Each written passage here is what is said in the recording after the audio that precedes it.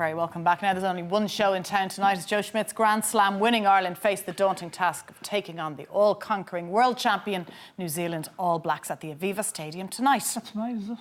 You'd never have known, would you? But the rugby team isn't the only outstanding export to come out from the land of the long white cloud.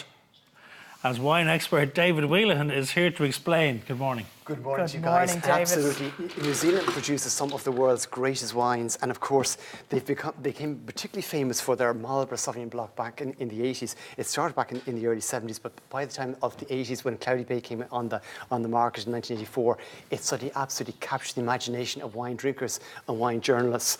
It kind of took over from Chardonnay in a way, didn't it? Big time. And suddenly Marlborough Sauvignon Blanc is what everybody wanted, because it's still up there, it's still well and truly up there. Although people, I think, are starting to maybe gravitate a little bit, maybe left of field now, because they're saying the expression fruit is very intense, and sometimes they maybe find it a little bit overpowering. So it'll be a bit like the New Zealand team when they run out, they're going to be all power. Yeah. So when you taste a Marlborough Sauvignon Blanc, expect to have an explosion of ripe fruit flavours. Classically, we're looking for guava, passion fruit, with a little hint of gooseberry.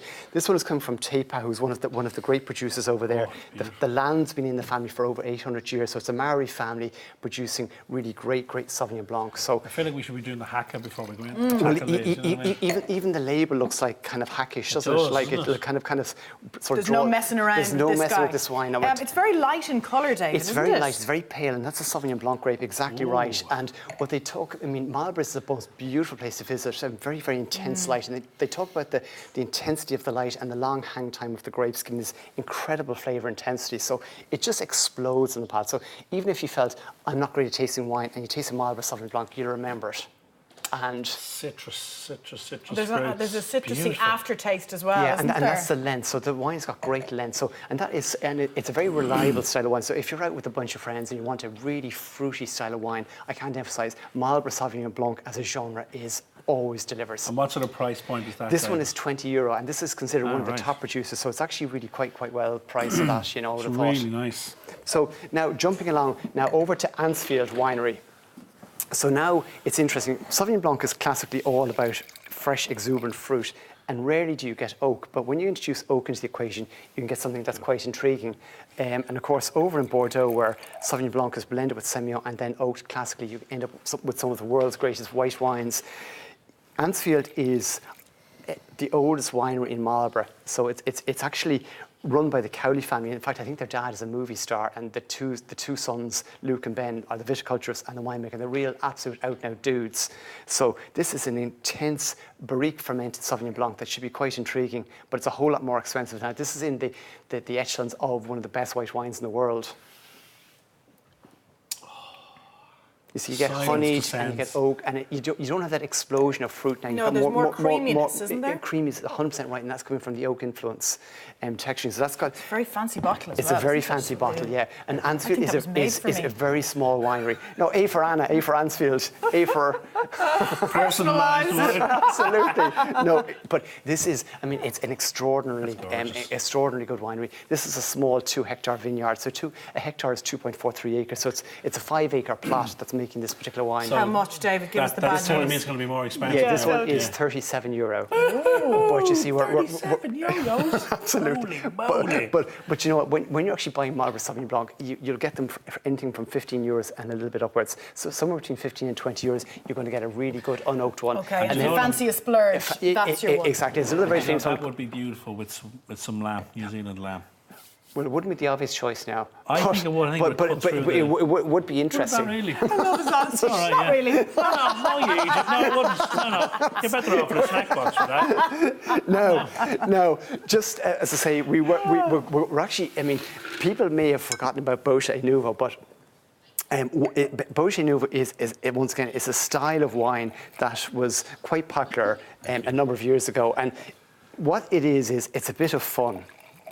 And it should be treated in that context. So it's not a serious highbrow wine in any context.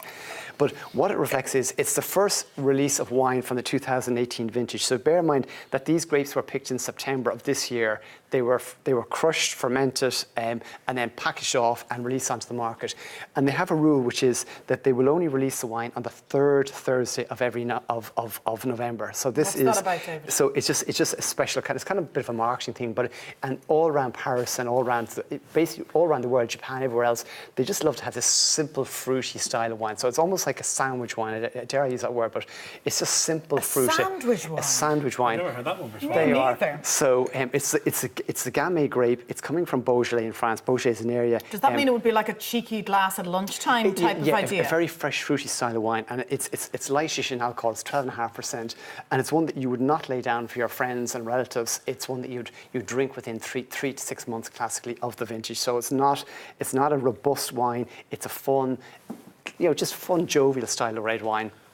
Does it have a fun price? It is €12.50. Okay. Well, that's So good. it's Crack that. and you'd actually serve it lightly chilled as well. So it's Okay. that kind of context. Suggest what you'd serve it with in case I get shot down. No, by perfect Egon with a Roll. spice bag. In all fairness, I shouldn't have shot you down, but I mean, No. Sauvignon Blanc would not be the classic match with lamb. It wouldn't, no, but if you're thinking really left of field and an extreme situation, it might work. An extreme situation. Now- You're stuck in the house with just a leg of lamb and a So bottle of lamb. now, if you bring up lamb or whatever, if you were going for rack of lamb or something of that ilk, Yeah. something like a good Central Otago Pinot Noir would just Can't be wait to taste that one. That'd absolutely be nice with lamb, outstanding. wouldn't It would be extraordinary with lamb. Would it? It would be amazing. Give us a taste of it, David. There you are. But sadly, I left the corkscrew behind, you see.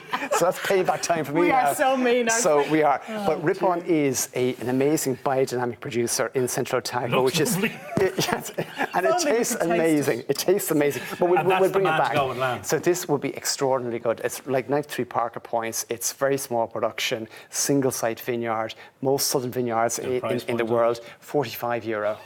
So, Pushed the boat out this no, morning, No, really I David. did, but then I forgot the corkscrew, so it looks almost like a plan, but it sadly wasn't. Well, I so tell you, if I had a was looking corkscrew, I forward wouldn't to it. open it. I'd keep it. Yeah. But just to summarise, so Marlborough Sauvignon Blanc, great fun, expressive styles of fruit wine.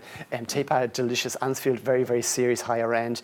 And then if you want really good red wines from New Zealand, the Pinot Noir grape is the one to Pinot chase Noir is around. the one to go. You will come across some Cab Merlot blends and some Syrah, but Pinot Noir and Sauvignon Blanc is what really New Zealand hangs its hat on. So all we can then say is good luck to the Irish team. Yes. And I hope they sustain that haka well. Yes. Please, God. An education as always, David. you very Thank you much. very much Thank for you, Jackie. joining us. Now stay with us. Laura's got more great winter fashions live from the Paris Court Hotel.